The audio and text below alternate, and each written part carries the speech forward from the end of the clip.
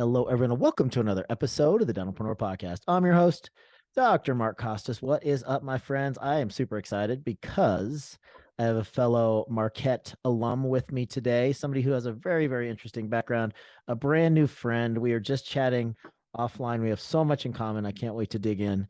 Let me tell you about Dr. Sarah Blair. She's a general dentist and co-founder of Indie Practices. She believes in the power of effective leadership to transform and grow a dental practice. She always knew she wanted to be a business owner long before starting dental school. And after graduation, she looked for associateships that could lead to partnership, but ultimately decided to strike it out on her own and buy a small, struggling practice. By implementing effective marketing and systems, she grew that tiny practice to $1 million in annual revenue in just 4 years. She found that although she loved clinical dentistry, practice management was truly her passion. She partnered with a leadership coach from the educational world to launch Indie Practices in 2018, devoted to coaching independent practice owners. Leadership at the center of their unique model for assessing and teaching quantifiable practice management skills. They believe transformational leadership not only impacts your practice, it can change the way you interact with the world around you. She was recently named Young Alumna of the Year by her alma mater, Marquette University School of Dentistry. Dr. Blair, Sarah, welcome to the podcast. Good to have you. Hey, it's so great to be here. Thanks for having me. Of course, of course. First of all, fellow Marquette grad, I've never been recognized by Marquette for anything, except for they gave me a piece of paper that allowed me to work on teeth. But Uh, I can't say that I'm not grateful because of 21 schools I applied to, they were the only ones that said yes. So it uh-huh. was actually an amazing experience. I love Milwaukee, Wisconsin. I have a lot of friends that still Yes. reside there and many that are from there. Hmm. Very, very great Yeah. people. Being from Arizona and California, I had never really explored the Midwest. I didn't know anything about it. The typical Californian is like, oh, there are things east of our state.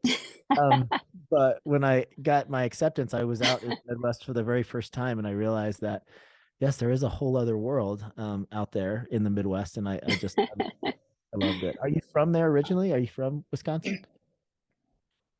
I grew up in Ohio, but I lived in Wisconsin for about 13 years. Awesome, awesome. So I'm a Midwesterner at heart. Oh, that's great. That's great. So, tell me about when you decided that you wanted to be a dentist. Yeah, so I had graduated from Ohio State. I studied, my degree was in zoology, so not the most useful undergrad degree. And I had recently moved to Milwaukee. I was considering my options, and I had always thought about dental school. And then being close to Marquette, it just was such a great opportunity. I applied, and before applying, actually, I got a job as a dental assistant at one of the corporate groups in Wisconsin. Okay. And that was a great opportunity. I just really wanted to make sure that it was the right path forward. Okay. And I gained so much from that experience. I wish everyone going to dental school could be an assistant beforehand. Yeah. But getting into Marquette, and actually that's where I met an amazing mentor, Dr. Mona Patel, who's a great friend, and I know she's been on your podcast before in the Yeah. past. Yeah. So she was really fantastic as I started dental school and through the whole process. But yeah, I was the oldest person in my class. I had kind of a non-traditional path toward dental school.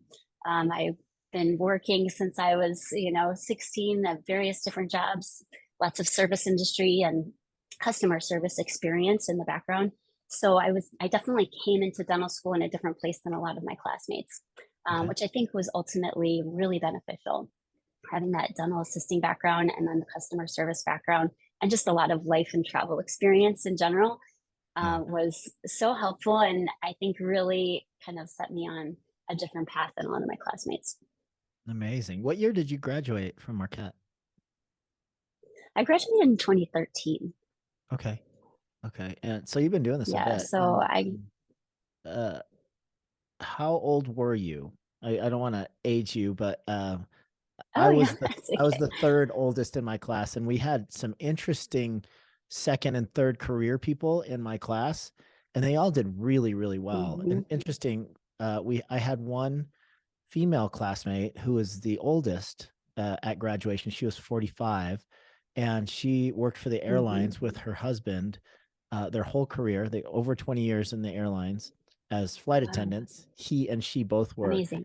and she wanted to go to medical school and he wanted to go to dental school, but just as safety they both applied to medical and dental, and she actually ended up getting into dental school and he got into medical school.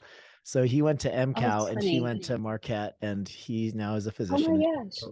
she's still a dentist, which was very interesting. And then we Yeah. had another third career guy who was an engineer before dental school. And then me, I Oh was yeah. the third oldest at graduation. I was 31 when we graduated. And that wasn't by my choice. I tried to get in for several years before, but I ended up being older because I got my master's. Beforehand, I had my own first business. So I found personally that the people that had a richer experience and had done other things outside of dentistry appreciated the degree more, got more out of the actual school hmm experience, and had a richer career. Now that I can look back and say I've got a couple decades under my belt. How did you feel about hmm being like a second career? I loved dental school. I had so much fun. I think having been out in the real world, going back to school was really refreshing. Mhm. I had actually started in veterinary school at Ohio State Oh, University, and interesting. back in 2000, and realized that that wasn't the right path forward for me. And so I had already, dipped a toe into the professional school world and then gone back out into the real world and waited tables and traveled around the world and done a lot of different things. So coming back to dental school was just a breath of fresh air. And I had the time of my life. And I love Marquette. We had really supportive faculty. I had great people on faculty at that time. I had Dr. Dennis Hartlieb and Oh, Dr. yeah. Gary Stafford were there. And yeah, it was just amazing. So I felt really lucky to be there. It was really fun. Dennis was recently on my podcast. He spoke at the Voice of Dentistry for us this year. He's just such a Yeah, brilliant, funny dude. Like he gets up there he's and so he's like great. so sarcastic. Like in the beginning, you're like, I can't tell if this guy's joking or not. And then by the end, everybody is just rolling. Um, he throws in some Yeah, English words he's here so and sweet. there. It's just he's hilarious. Um, so Yeah, he is a Michigan grad. So as a uh, Buckeye, we have a little bit of a conflict, but Of course, of course. Oh, I want to dig into the veterinary stuff here in a second, but yeah, so you look very young. So you've been out of dental school since 2013. I have a hard time yeah, believing that you were the oldest person in your class unless they were all like 26 when you guys graduated. I had a really young class. We didn't have a lot of second career folks. Most of my class was just straight out of undergrad. Okay. Maybe people took a couple years off to apply and do other things, but unless there's somebody that I'm not, remembering, I'm pretty sure because I was the only, I think one of only a couple married people when I started, and yeah, so I was just kind of in a different place than a lot of my classmates. Yeah. Yeah. That's cool. That's cool. Um, Yeah, all that right. was so much So fun. I'm going to go back. Gosh, you have such an eclectic background. This is great. So I want to talk about professional school. It's not easy to get into veterinary school. So you did that early, hmm and that coveted Yeah, spot, you gave it up. You decided that it wasn't for you. Tell me about your experience in veterinary school and hmm what ultimately led you to kind of drift off into the wind and find dentistry eventually. hmm yeah. So my entire life, I thought I'm going to be a veterinarian. I loved rescuing wild animals. I loved my own pets. I loved, everything involving wildlife and animals. And I worked in a vet clinic over the summers. So I felt really confident. I really felt I had done my research and that I was ready. Hmm. And so starting off, I was really young. I was only 20 when I started. I got in early. You didn't actually have to finish a bachelor's at that time to start. So I had Okay. amazing grades and scores. So they let me in. And I was probably one of the youngest people in that class, actually. Uh-huh. And so I think I just needed more life experience and I needed to get out there and I felt I was missing out. And so it just wasn't the right fit. I felt that all my classmates were, ready to go and be in that mindset. And there was so many other things I wanted to do in life first. And Okay. so I made a really hard decision. It was really hard to give up that spot because veterinary school is actually more competitive than dental school. Yeah. And there are fewer spots in schools around the country. So it was hard to give that up, but I knew it was the right choice. It's interesting. I recently heard the statistic from another guest on my show who works as a leadership consultant for dentists and physicians. And she shared with me that the new statistics for suicide are interesting. So, dentistry has always Mm-hmm. had that moniker of, the profession with the highest suicide rate. She actually debunked that, if her Yep. research is correct. Yep. And number one is veterinarians. Number two is Yep. family physicians, and number three now is dentists, as far as the incidence of Yep. suicide within our profession, which is really, really sad. Yeah. And you picked two of the It is. three to go into. So Why? I way know too it's happy kind of of a person funny, to but have selected two careers like that. But yeah, yeah, it's but I very, can very really unfortunate. understand because, Yeah, yeah, it is. I think people don't value veterinary care, and people are really disrespectful to veterinarians. They go through so much schooling, just as much as dentists, but they aren't respected in the same way, and they're going through so many of the same pressures that dentistry is with, you know, uh, private equity money, and people are coming in telling them how to run their businesses, and they're facing all the same pressures that we are in dentistry. for sure, for sure. I feel like vets and dentists and other, podiatrists, I think we are the ugly Mm-hmm. redheaded stepchild to medicine in a lot of ways. Yeah, I think that's starting to change a little absolutely. bit for dentistry, actually quite a bit for dentistry, now that consolidation has swept all the way through medicine, and people are recognizing that if you work for a hospital or in a hospital, you're not going to be Mm-hmm. independently wealthy just from that. And there's so much more Absolutely. opportunity as an entrepreneur in dentistry, to make a Mm-hmm. really good go at building real generational wealth.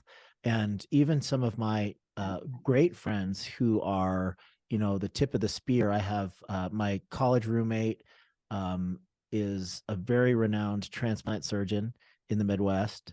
Wow. My one of my best friends did two back surgeries on me. He's an orthopedic spine surgeon.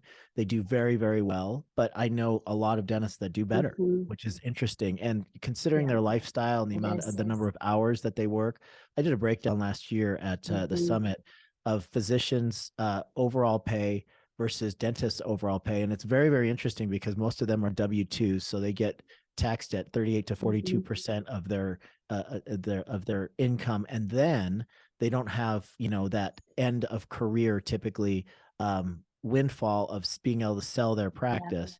So, for and sure. they work significantly more hours, on average about 65 hours for the Mm-hmm. specialties.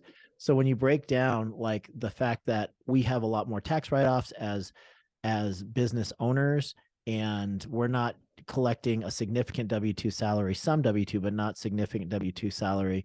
And on average, dentists work 33 hours per week. When you break it down, we're Mm-hmm. significantly ahead of even the highest compensated physicians out there, because of the numbers of hours that they work, because of their taxation, because of the just the whole structure of the way that they work now as W-2 employees. So it's very, very interesting when people just assume that because you have an MD instead of a DDS, that you're just by nature going to Yeah. be wealthier and more financially set. But that definitely isn't the case Mm-hmm. nowadays across the board. I don't know if you found that. I agree. Oh my gosh, absolutely. My brother-in-law is a pediatric ER doc, and I don't, I don't know if he would do it again. Yeah. It's really tough. It's a lot of pressure and it's a lot of stress. It's a whole different lifestyle, honestly. I mean, that's why I believe so strongly in private practice dentistry Yeah. and really preserving that. Yeah. Okay. This is great. So now I want to talk to you a little bit about your transition. So let's talk about your clinical career, what that looked like when you were building up your practice. Let's talk about the practice when you Mm-hmm. started and then when you finished. Did you meet the vision that you had, of what you wanted the practice to look like when you transitioned out of that business? And after you tell that story, I want to talk about your transition into consulting and coaching. Sure. Yeah. So I bought the practice starting in 2015. We closed January 2016, and it was really tiny. It was almost like doing a startup. The doctor had some really unfortunate health issues that had forced him to step away quite young, actually. And it had really dwindled down to just him and his wife running the business. And so when I stepped in, it was pretty much at a standstill. And so I knew from, my thousands of hours of listening to podcasts that I really needed to have support. And so I knew right off the bat I was going to be hiring a consultant and that I needed a really strong team around me. And I knew marketing was going to be a big part of that. So one of the first things I did way before closing on the practice was I reached out to, I was doing a search for dental marketing teams, and I reached out, and thank goodness I came across Wonderist, and Michael and Laura from Wonderist were My amazing. buddies. And Oh, so they're my they're, homies. I Yeah. know, I talk to them several so times they're a now week, really, actually. They're great people. aren't Great, they great great? people. Oh my Yeah. gosh. They've become really dear friends over the years. So I'm so thankful for that relationship. But luckily, just by chance, this is back, I think I was one of their, first clients actually, because I was doing the live chat on their website and I was actually live chatting with Laura herself. So that That was doesn't pretty happen cool. often I was now. like, Yeah. oh, I know, this is a Wisconsin phone number. That's cool. So anyway, they really helped me get off to a strong start, and we were able to grow very quickly. And I was really lucky to have some awesome team members, a couple of whom stuck around through the transition, and one who I brought with me from my last associate job. And so, starting off with a strong team, and then I worked with a couple different of the big name consultants. I was lucky enough to work with the amazing Samantha Jones. She was my coach. She's still coaching. She's amazing. And that really got things off to a strong start. Put a lot of great systems in place. And I just continued learning and growing. I loved leadership books, listened to all the podcasts I could, and just tried to absorb as much as I could that would be helpful for growing the practice. Mhm. So we ended up growing really rapidly. And we ended up at the end, about 4 years later, we had tripled the revenue and about tripled the number of active patients. And my team had grown to 6 people, and it was just going really well. But, my husband and I, we love to travel. We have a passion for traveling. Mhm. And every quarter we have a marriage team meeting. And back in 2017 or 2018, one of our conversations was, what is our mission right now? What are we doing? Where do we want to be? And we realized that, as much as there's an opportunity to travel as a practice owner, we love the experience of longer, slower, more in-depth travel experiences. Yeah. We had lived in Japan for a year and a half. We lived in Japan for a year and a half when right before we got married.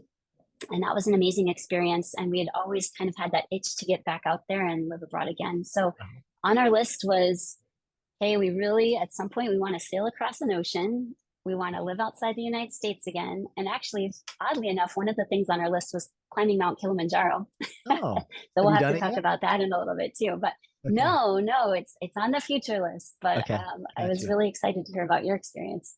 Yeah. So we put those things on the agenda back in 2017, and we knew it was going to be a big project. So we made this huge spreadsheet of all the things that had to happen, because we were at the height of our careers. My husband was in educational leadership. And so we knew we had a lot of steps to take, and we just chipped away at it bit by bit. And in 2018, launched Indie Practices, because I have such a passion for dental practice management and coaching. And then in 2020, I was able to successfully transition out despite all the craziness of the pandemic. Amazing. And Yeah. luckily, it had been in the works since 2019. I know, luckily, it had already been in the works since 2019. So we were able to leave, and then been in Panama ever since 2020. Wow. Wow, that's amazing. When I flipped on the video of you this morning when we were ready to talk, I could tell by your background, because I'm into boats as well. I could tell by the background that you were on aboard a boat, and that's the first thing that I asked you. And apparently you guys Yeah. live aboard your vessel that you actually travel around in. It looks like, just from the little bit that I can see, it looks like you guys have done the refit very, very well. So congratulations. I Thanks. love the cushions you're sitting on, and I love that rich Ah, wood. That's one of the things I love about it's boats, is beautiful. like it just all the wood Yeah. and just the care and craftsmanship that goes into the refit. It's amazing. So well done. It's It one of my is. Thank passions you. too. Yes. before I bought my boat, I was obsessed probably for 3 years of watching everything I could find on YouTube about liveaboard boats and like Yeah. actually going through the process of tearing a boat down and Hmm. building it back up, and people that were living that lifestyle that you're living now. I was completely obsessed Right. with it. I've done the cheater version of it where ours sits most of the time, but it's our floating condo. When we go to visit Bryce and Hmm. San Diego State, Yes. or we go for a Perfect. vacation, we take it out every time. But more than anything, I go there for business a lot. Actually, interestingly enough, Laura and Mike let us use the Wondrous facility all the time for our smaller events. So I'm in San Diego with them a Yeah. lot. And their boat, which is a 46 footer, is parked probably one marina over from ours. So they're constantly floating by mine and Hmm. taking a picture saying, wellness check, your boat is still there. You should come out and visit more often. But yeah, beautiful That's people. great. I think someday it's a dream of mine. I don't know if my wife would agree, but it's a dream of mine to live aboard um, and travel a lot more. Test this sucker out and see Hmm. if the stabilizers work in the open ocean. So yeah, I really really respect that vision that you guys had and that you made it a reality. Um, I want to talk Hmm. about this lifestyle that you created, your ability to coach and work virtually and still generate an income from basically Hmm. anywhere in the world. So tell me about this brainchild of indie practices and what exactly it is that you do. And I'd love to hear what a day in your life looks like. Yeah. So I mentioned that I had worked with coaches and consultants in my own practice, and it was an amazing experience. There were some good things, some things that you know, would change, but I realized that a lot of it didn't have a really great ROI. I mean, Mm. I spent thousands of dollars on flying people in and putting them in a hotel and renting out conference rooms for my team to meet and everything. But essentially, what helped the most was just the phone calls that I had with Sam, my coach. And that Mm. was what ultimately propelled my practice forward. It wasn't all the fluff and the travel and all the things that cost so much money. Yeah. And I was working with one of the really big groups, and it was extremely expensive. It was quite a burden to make those monthly payments. And so I realized that what it boiled down to was those conversations with her. And that's what really helped grow my practice, and that I could provide that. I've been a part of the Marquette Mentor program and always loved mentoring younger dentists. I was on part-time faculty at Marquette for a little bit. And I Mm. just really love that mentor relationship. And I just love helping colleagues in any way that I can. And so I realized, wow, I'm passionate about practice management. Of course, I love clinical dentistry too, but why not take that and make that something that I can do to help others that have been, the situation that I've been in myself. Mhm. And so I realized that, with the technology that we are lucky enough to have nowadays, we don't have to have a consultant flying in and shutting down the office for days. We can coach virtually, and that's, in my mind, far more effective and more sustainable and affordable.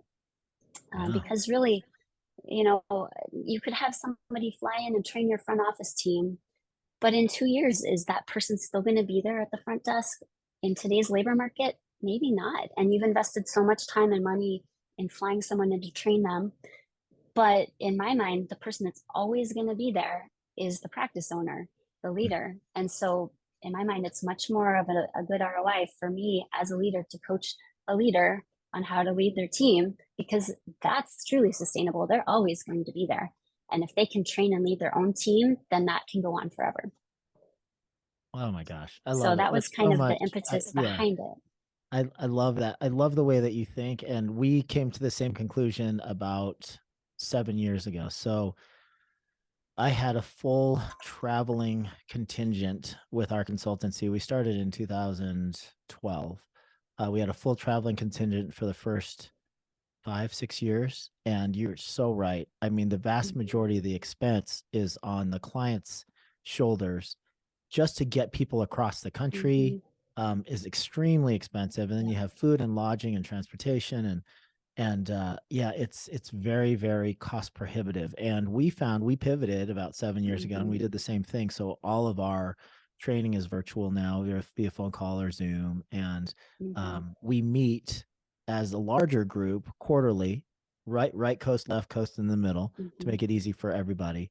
But those we live stream those as well. So if people have young families, which is Mm-hmm. a lot of our clientele, because most people find me from the podcast, and that age demographic skews younger. So a lot of our clients are early career dentists, dental owners. So yeah, if Yep. they can't travel, we still are able to get them full value. But I totally agree that the value really isn't in the actual, face-to-face interaction necessarily. It's the frequency and the intimacy and the actual skill level and knowledge base Mm-hmm. of the actual person that's mentoring and coaching you. I 100% Absolutely. believe that. Yeah. And the other thing I found with other big name consulting groups is that, you meet this charismatic person at an event, or you go see this amazing speaker at Chicago Midwinter, and you sign on with this group, but that's not really the person who's going to be coaching you. Mhm. That's you get handed off to someone who maybe was an office manager for a couple of years or worked at a dental front desk for a couple of years. You don't actually work with that person that initially brought you in. Yeah. And so that's just not the way I want to coach. And, every client that I work with works directly with me and with my co-founder.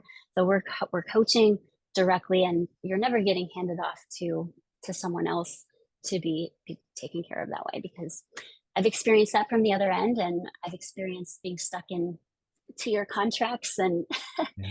it's just not fun. I don't believe in that. I think it has to be a win-win, and I think it has to be a relationship that works for both parties. Awesome. Awesome. So tell me about some of the common themes that you are coaching some of your members through currently.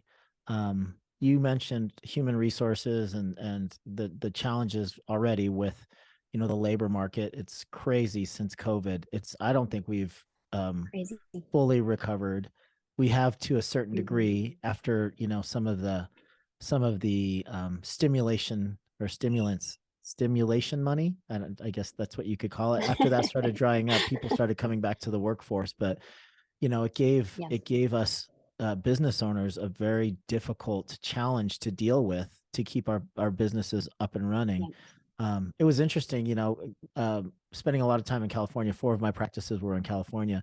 You'd go out to eat, and they would just have like an A-frame sign that said, "Hey, please be patient. The wait time is going to be a little bit longer. We're super short-staffed." And we had to do the same Yeah. A-frame like thing in our dental practices in California. Like, please be Mm-hmm. patient with us. These are the people that decided to stay and work with you. We're doing our best just to keep up. And people were pretty gracious, but business owners are Yeah. still finding themselves in this pickle where um, turnover is much higher than it used to be prior to the pandemic, and skilled, hardworking, honest people are in short supply, it feels like. So So is that one challenging. of the main things that you're talking with people about? I would just love to hear some of your big themes. Yeah. Definitely finding and retaining a good team, I think, is the biggest challenge right now. Mm-hmm. Um, but aside from that, the things that have always been a challenge, being a strong leader, having accountability conversations, those uncomfortable conversations that nobody wants to have, Mm-hmm. um, working on those other leadership skills like running an effective meeting with your team, things that we don't learn in dental school, and many people never learn those skills. Um, just how to communicate really well with patients and the team. Mm-hmm. I think communication is a huge area of need for almost everyone, and especially practice owners. It's something that goes on the back burner, but is ultimately the make or break. Leadership, communication, and team culture. You don't have those pieces in place. You could have the best systems, you could have the best clinical skills, but it's going to be really hard. It's going to be tough. Yeah, it's interesting because I often reflect that as a profession, and I would extend this to healthcare just in general, we don't always have like the gift of conversation and the ability to gain trust and rapport. Yeah, Mm-hmm. I mean, I don't want to overly generalize, but the charisma in our field is lacking. Let's just say that. Um, So communication, I think, is one of the big superpowers that people often overlook. And you're so right, because it's Mm-hmm. sexy to, first of all, people are very, very much more interested in our field in clinical mastery, right? So you Absolutely. could do the best Dr. Hartley level, anterior resins and still have a failing practice. You know this. And you can be Of able to course. do all on Yep. X and a full mouth rehab all day long and still have a struggling Mm-hmm. practice. It really comes down to your Yeah. ability to communicate well Mm-hmm. and build that trusting, close relationship with your patient base. And people just look right over the top of Absolutely. that. They want to talk about clinical stuff, and then they want to talk about practice management stuff. They want to talk about, the P&L and the Mm-hmm. systems in a practice, which is my bread and butter, which is what I teach. But none of this even matters Mm-hmm. a bit if you can't connect with your patients on a one-on-one basis and learn how to communicate effectively. So, yeah, I think it's Yeah. really, really important. I'm with you. Yeah, I couldn't agree more. I have clients, and when we started working together, they've just come off spending literally tens of thousands of dollars to fly all over the country to places like CSI and Spear. And they have this incredible wealth of clinical knowledge. I mean, they are beyond skilled, but Mhm. they're not actually doing any of these procedures. It's like, wait a minute, what's going on here? So Yeah. we had to spend a lot of time working on case acceptance and mostly communication. Mhm. How are we talking to patients about? We can't tell them what's important to us. We have to listen to what's important to them. And we Yeah. have to be really asking thoughtful questions and listening to the answers and gearing our presentation toward their motivations and what's important to the patient. It's so much focus on the perfect crown margin and the most amazing, the Mhm. most amazing aesthetic results that we can get. But patients don't care about that. Of course, they want to look good, they want to feel comfortable, but we have to listen to what's important to them. Yeah. Yeah. I was never graded or tested at Marquette on how effectively I was able to connect with a patient, as far as communication and conversation went. And I found that that was the most important thing that I didn't learn, um, during the dental Mm-hmm. school Exactly. experience. Clinically, amazing experience. Um, I felt Mm-hmm. very prepared to go out there and at least not hurt people as a graduate of Marquette, but Mm-hmm. practice management and communication was lacking in a big way. And I've spoken at more than Yeah, half of the dental schools around the country, and it's universally they feel the same way. Um, yeah, absolutely. that's There's just not time. I mean, yeah. honestly, there's so much they have to fit in 4 years.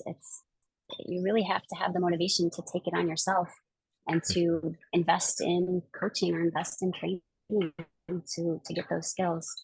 Yeah. Okay, I'm gonna take a left turn here just selfishly because I want to learn more about your lifestyle Yeah, here, living aboard. So, tell me more great. about like some of your favorite things, and then I'm gonna ask some of the things that frustrate you about living in a small space. Do you guys have Mm, also yeah, a house somewhere or an apartment somewhere where you store some of your stuff? it's a great question. So we got rid of our apartment almost exactly a year ago. Oh my So we goodness. had a really beautiful apartment in Panama City, Uh-huh. and we downsized. We moved aboard mid July last year. So it's been a little over a year of full time live aboard lifestyle. So we're all in.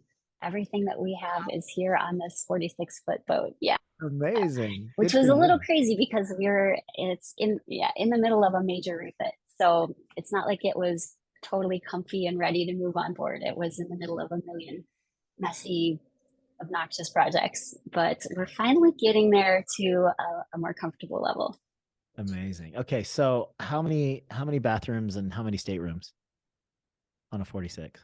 Yeah, so there are two. Yeah, yep. So we have two cabins, two heads, Mhm. and it's pretty comfortable in size. So it's a monohull, of course. So it doesn't have the really big, comfortable room of a catamaran, but for a monohull sailboat, it feels very spacious. It's laid out really well. It has a Okay. really nice, spacious feel and nice height inside, so you don't feel cramped. And it's very bright. It has a lot of good lighting and ventilation. Awesome. Awesome. And So so yeah, so it oh, go ahead. sounds Yeah, the please. simplistic nature of it is what attracts me to it. We have a condo in Mhm. Scottsdale, and a lot of times I go there and I'm like, this is so refreshingly simple and nice. Like it's much smaller than our primary home, Mhm. when I get there, I feel almost more relaxed in a smaller space because it's simpler. There's less upkeep. Mm-hmm. There's less things to worry about as far as moving parts.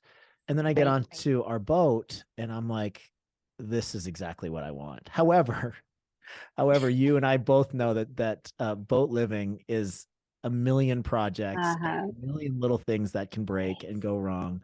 So that is one Mm-hmm. area Yep. where I'm not super handy, but we have a great crew that can fix stuff for us, but it's not cheap. I mean, like Mm-hmm. all the money you save on property Wow. taxes and all, lawn upkeep and all that stuff, that all goes to maintenance of the boat. I mean, let's be honest. Yeah, So, exactly. Oh, for sure. Especially on a 40-year-old boat that yeah, has, constantly something's leaking, something's breaking, something needs to be replaced. So for it sure. sounds relaxing and peaceful, but it's really a lot of work. It really is. And the So sailing part is challenging too. Yeah. that was my Yeah. next So question. that's I hadn't even mhm. asked about, whether or not it was Yeah. a motor yacht or if it was a sailboat. So it's a sailboat. So tell me Hmm. about your Yep. experience with sailing. Did your husband and you both learn after you purchased the boat or before? Yeah. So back in Milwaukee, we took lessons at the community sailing center, Uh-huh. and we got some experience there, but we knew we wanted to be really serious about it, and we wanted to become experts. We wanted to get to the level where we could comfortably do coastal sailing and hopefully one day sail across an ocean, because that was a thing that we had put on our bucket list. We're going to do this. And so we knew we had a ton to learn. So like you, I watched a million YouTube videos. There's so many. If you haven't checked out the sailing YouTube videos, there are just so many and they're so entertaining and educational.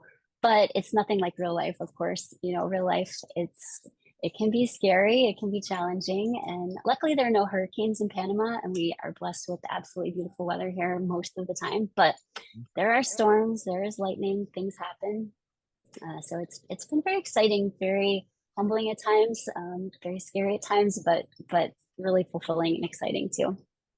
Tell me about the scariest situation you guys had on a long sail. Well, we just sailed out to the Pearl Islands, which are a group of islands about 50 miles offshore, right off Panama City. Mhm. Beautiful place. Highly recommend visiting there if you ever get a chance. But we sailed out there for about a week and a half and had a great time. Everything went really well. On the way back, we checked the weather. I had professional weather reports. Everything looked clear, but all of a sudden we were just surrounded by lightning on all sides, Oh and the wind my picked up, goodness. and there was hardly any visibility. And so once you're out there, there's not a lot that you can do about that. The lightning Right. is going to hit you or it's not going to hit you. And, we have a plan in place for if something like that should happen. But we were chasing the storm, kept moving forward ahead of us, and we thought we were never going to get out of it. But luckily we broke through, and we had great sailing after that. We got back to the city really fast because the winds were right behind us. So Yeah. it made for some good sailing afterward, but it was really scary in the moment.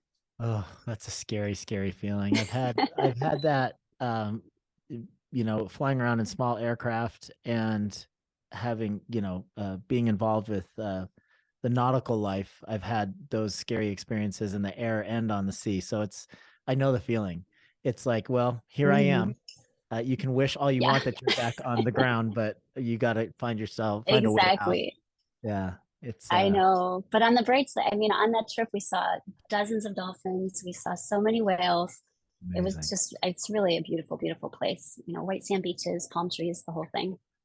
Amazing. Amazing. So, I'm going to circle back to my question. What do your days Yeah, typically look like? How many clients do you usually of work course. with on a daily, weekly basis? And what does that interaction look like? Are they half hour calls? And what are your days look like? Yeah. So I like to meet with each client twice a month, and it's meant to be an hour. Sometimes it goes to an hour and a half.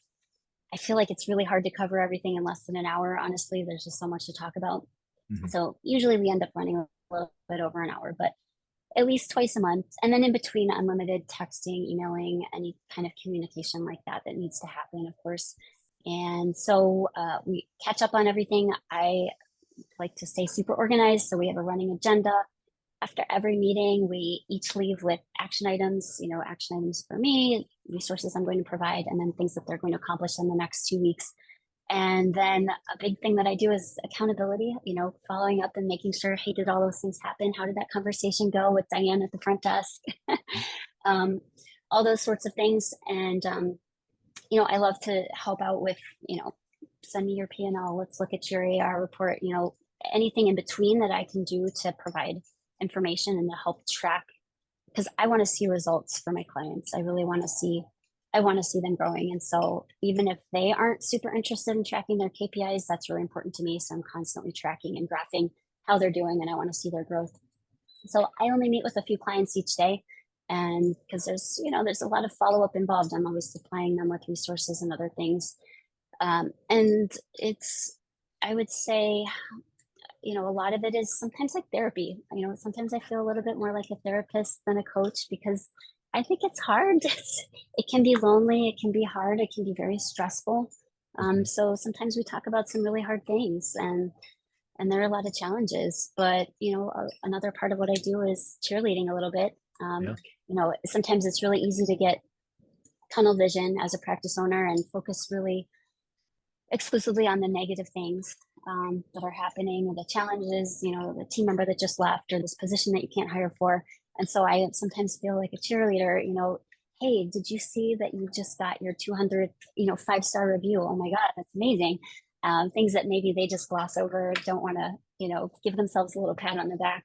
Yeah. I'm here to kind of help you focus on all the things that are going really well, and how much growth you've had over the past 6 months, and really see the big picture. I think that's really hard to do as a practice owner. You just see this month or this week or this day, and this problem patient. But I think I can help them take a step back, see what needs to be done, set goals, and then really take some time to appreciate the wins when they happen. I love that. I love it. I love your philosophy. I love the way that you're thinking about the bigger picture in business. I just read this great book that was gifted to me by one of our members, by Dan Sullivan, called The Gap and the Gain. I don't know if you've read it yet, but it comes down to exactly what you're talking about right now, how a lot of times business owners, particularly type A's like we all are in dentistry, focus on this vision and this end point that they want to get to. And I will be happy, I will be fulfilled when I actually bridge this gap between where I am now and where I want to be. Dan Sullivan and his co-author talk about this concept where they are measuring backwards instead of measuring forwards. So just a lot like what you said, they're taking a baseline measurement of where they are and looking and measuring the distance that they've come. And they focus on that distance instead of this distance in the future that is, they are basing their fulfillment and happiness upon this thing in the future that they may or may never arrive at. And hedonic adaptation, the way that works for all of us type A's as well, is we actually pass through our goals without even pausing, because we're setting new goals as we get closer to the one that we initially set. So we find ourselves on this hedonic treadmill where we're never actually fulfilled at all, because we're constantly moving the goalposts further and further and further away. Absolutely. So I love that concept, and being able to celebrate wins and being able to point out to people the distance that they've been able to travel and how much actual progress that they've made is really clarifying. I think sometimes it's like, hey, I know that you want to be here, but look how far you've come. Like, you're 70% there already. Let's focus on the 70% instead of the 30% that is this mysterious thing that you may or may not ever get to. So I love that. That's great stuff. Really, absolutely. Really yeah. And I really want to help my clients focus on life outside dentistry. What are your life goals? Where do you want to be in 5-10 years? And how can I help you get there?